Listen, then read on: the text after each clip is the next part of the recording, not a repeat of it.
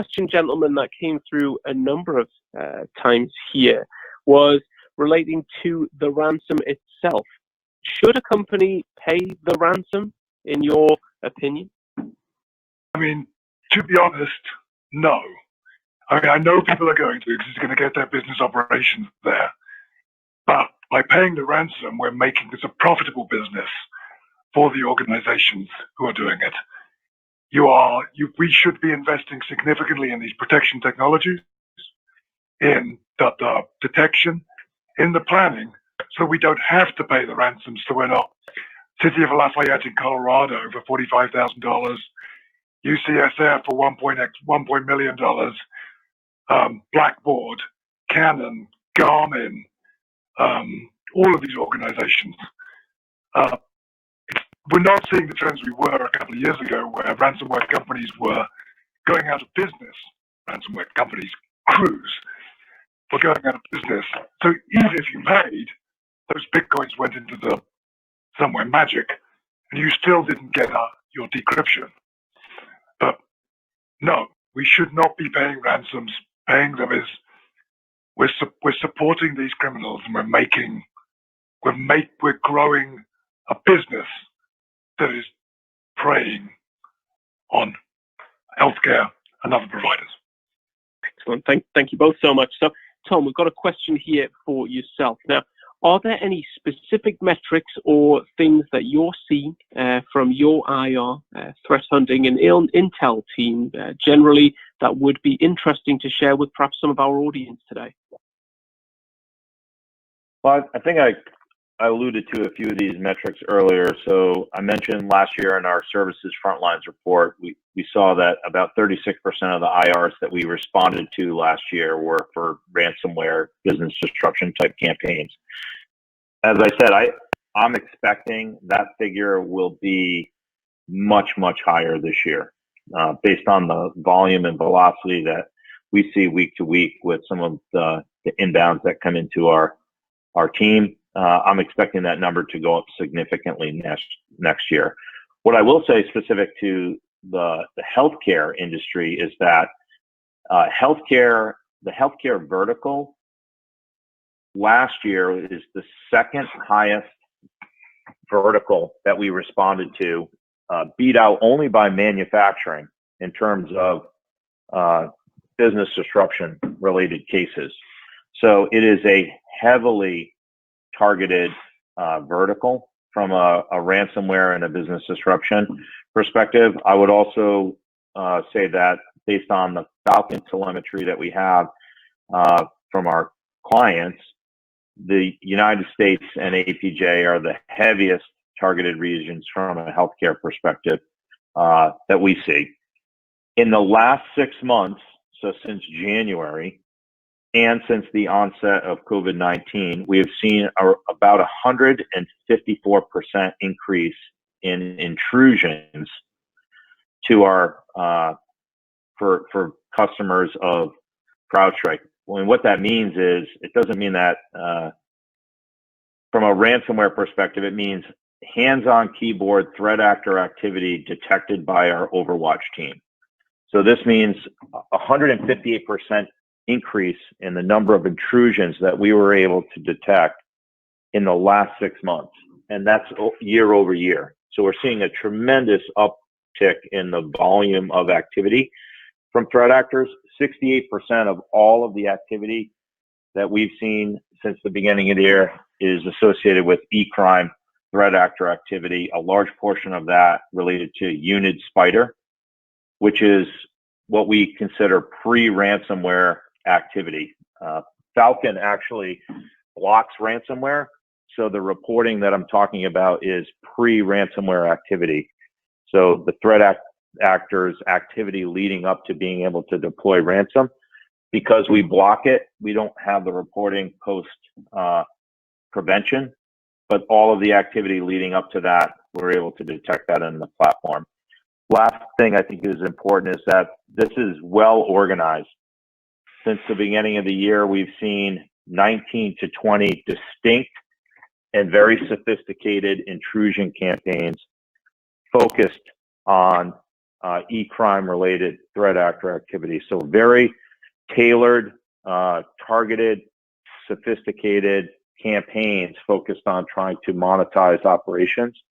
That's something that's deeply concerning to us, and it's created a large volume of reporting.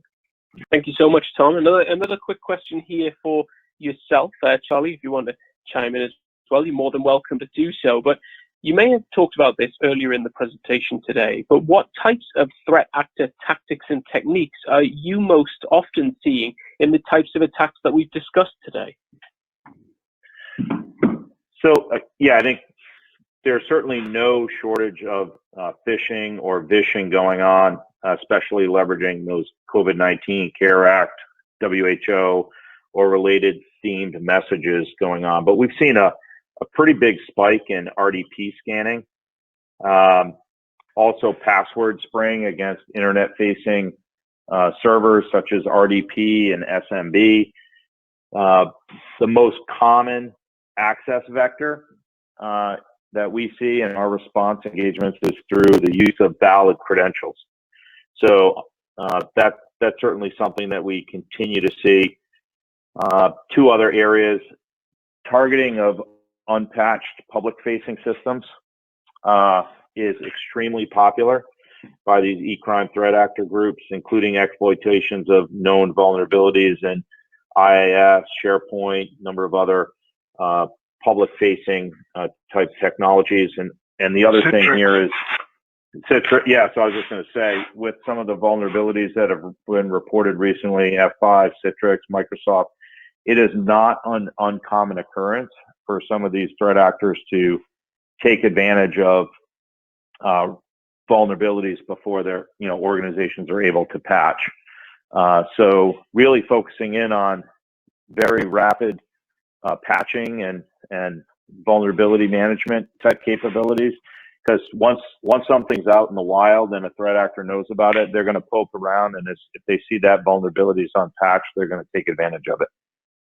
Yeah, we saw, two vulnerabilities out of Microsoft's Patch Tuesday yesterday, which are already in active exploitation in the wild. We saw the NSA and the CISA step up and warn about some of these as well to do it. Our penetration testing team regularly will exploit this lack of basic cyber hygiene, password spraying, and somebody has set their password to summer 2020 bang, or this year something with curse words because, everybody's hating 2020 with a passion. And so that's a huge thing. And once again, especially now, many customers accelerated their remote workforce enablement, and they did shotgun RDP open because it was a rapid way to deploy a remote access solution. Healthcare, K-12, and we saw campaigns reported against all of those, compromising people, and exposed RDP servers are a gold mine. So these basic cyber hygiene, and especially now this lack of, we had to react, and there's nothing as pertinent as temporary solution, and people just haven't gone back and gone, I can't leave this open. It was bad now. Leaving it open is terrifying.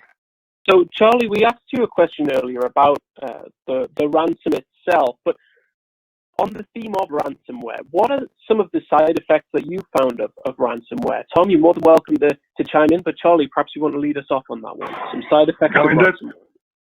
Yeah, there's an awful lot of this, right? I mean, again, we referred to it earlier in the presentation. We are starting to see the crews adapt because people don't want to pay if they can restore from backup. So we're seeing Maze was probably the one who started this, and then as a service, exfiltration happening as well as the ransomware. So now that double whammy is extremely painful for organizations. We're seeing, not necessarily as a side effect, but people being persistent. So I thought I'd cleaned up the ransomware. I hadn't. I'd missed a system, and companies getting knocked back down again from it.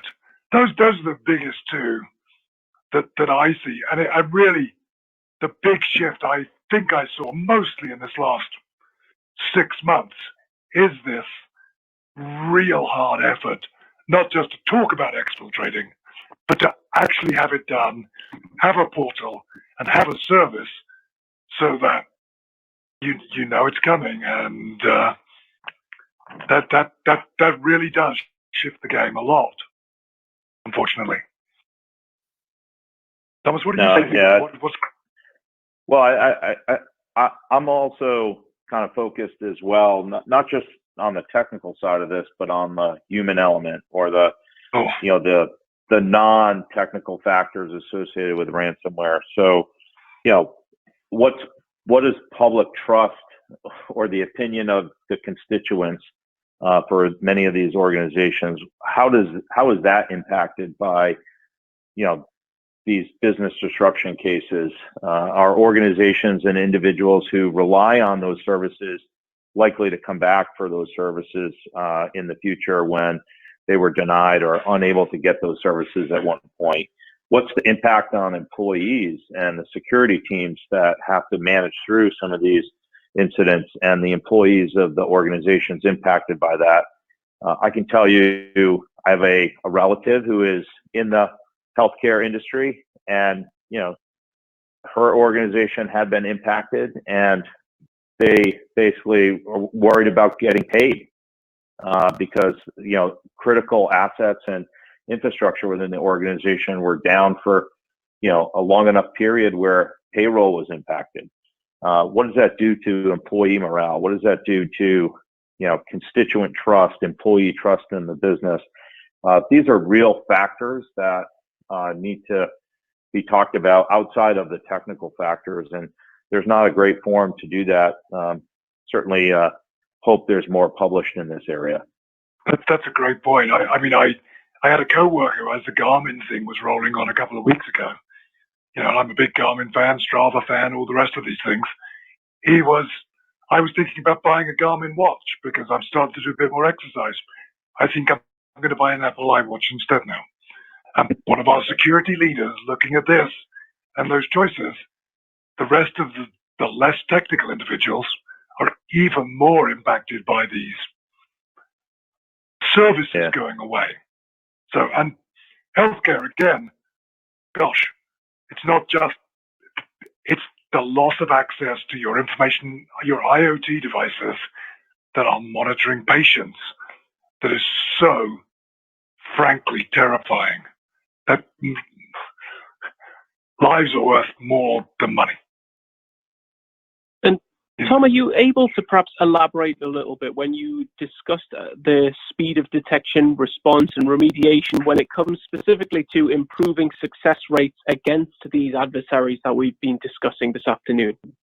Yeah, I think I alluded to a number of those measures that we track, breakout time and dwell time being two of the bigger ones, and being faster than the attackers. Speed is great. Control speed is much better, and it's critical in actually stopping these attacks. So, we mentioned that e-crime threat actors typically, on average, are around that 9 to 10 hour time frame between the time they're gain initial point of entry into a victim's infrastructure until the time that they're moving laterally. And we talk about that 1-10-60 rule. And really my commentary there is the only way that we're able to see organizations getting close to that 1-10-60 capability is to have an integrated MDR, managed detection and response capability. And what does that entail? That entails having rich visibility into what's going on the endpoint through advanced EDR type tools and capabilities. It requires a level of persistent and proactive threat hunting on the data that you're looking at from those systems, and it requires remote tools to be able to, and quite frankly, human intelligence and capabilities to be able to effectively respond and remediate an incident from becoming a big incident or a breach.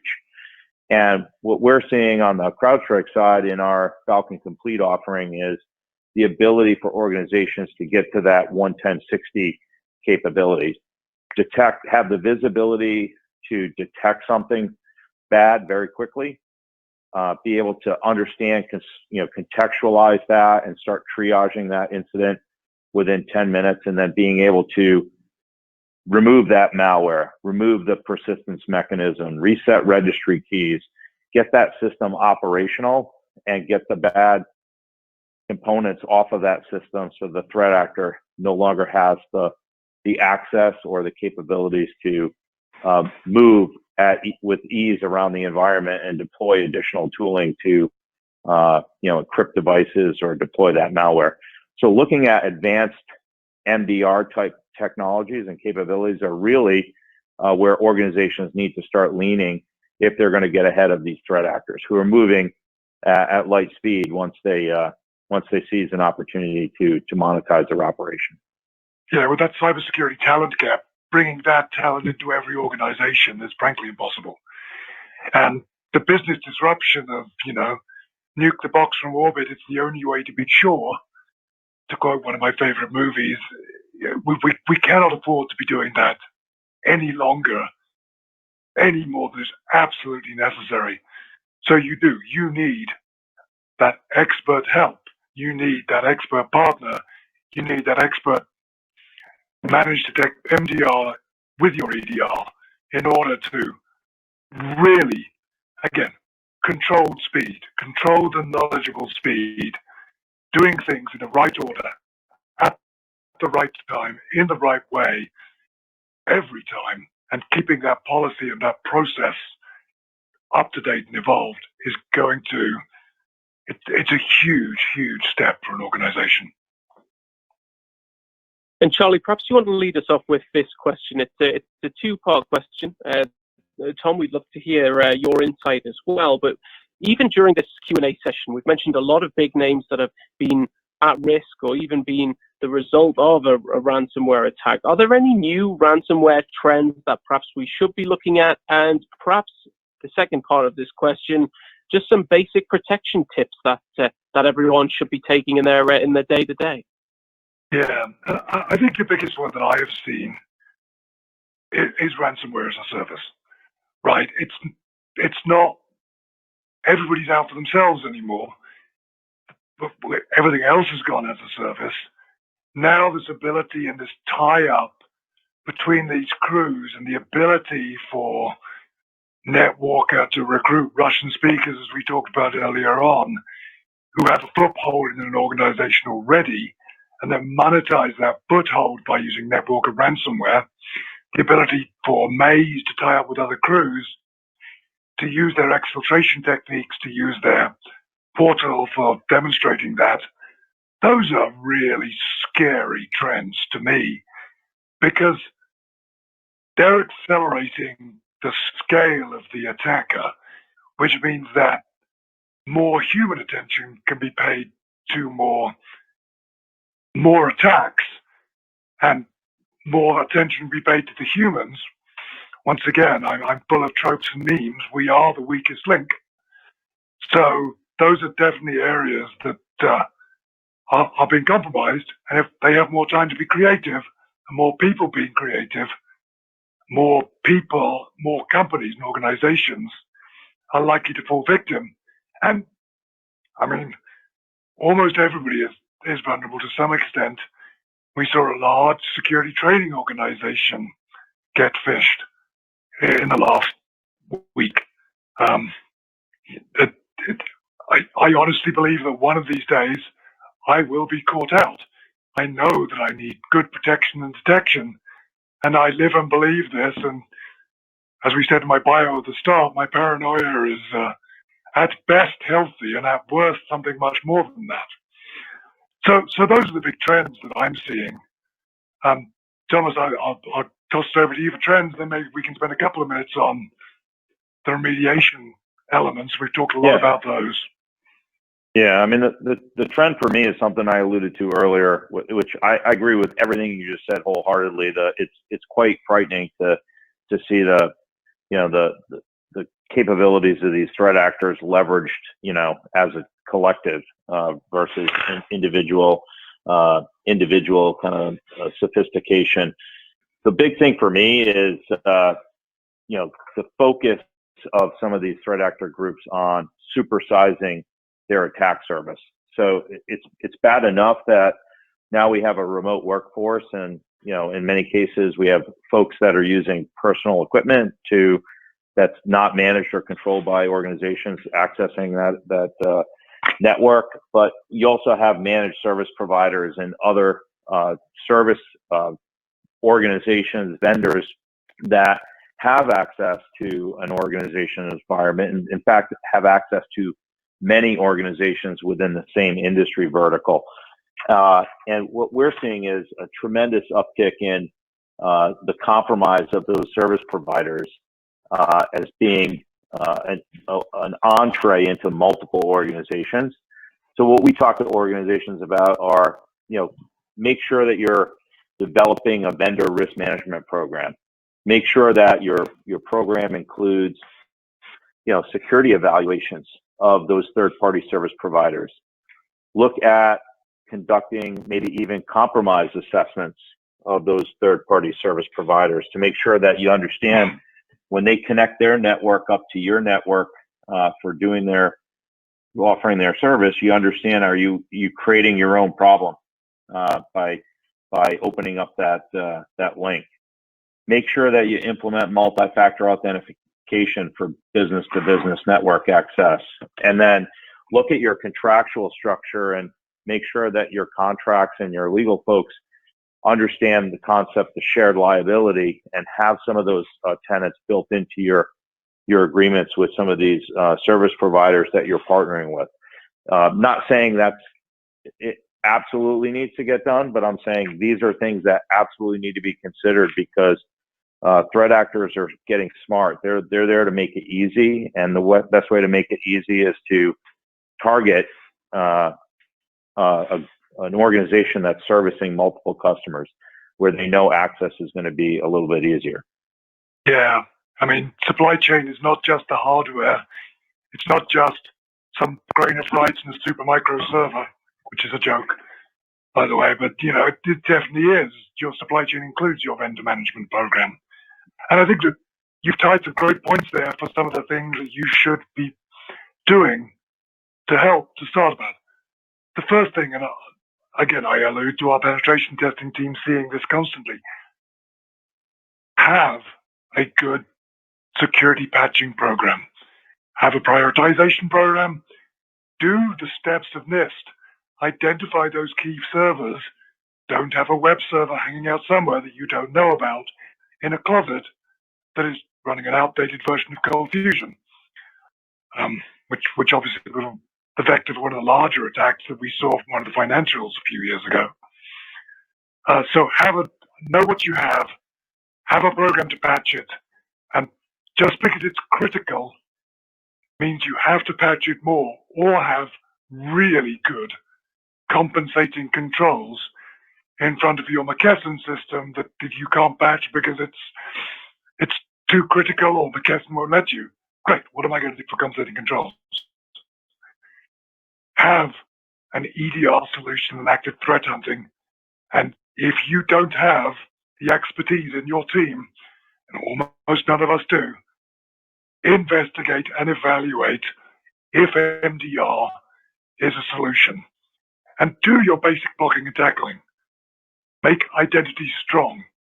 NIST changed their password guidance with 866 18 months ago. I want to say 66, it could be 63. And so follow those guidelines and use MFA to prevent these password stuffing.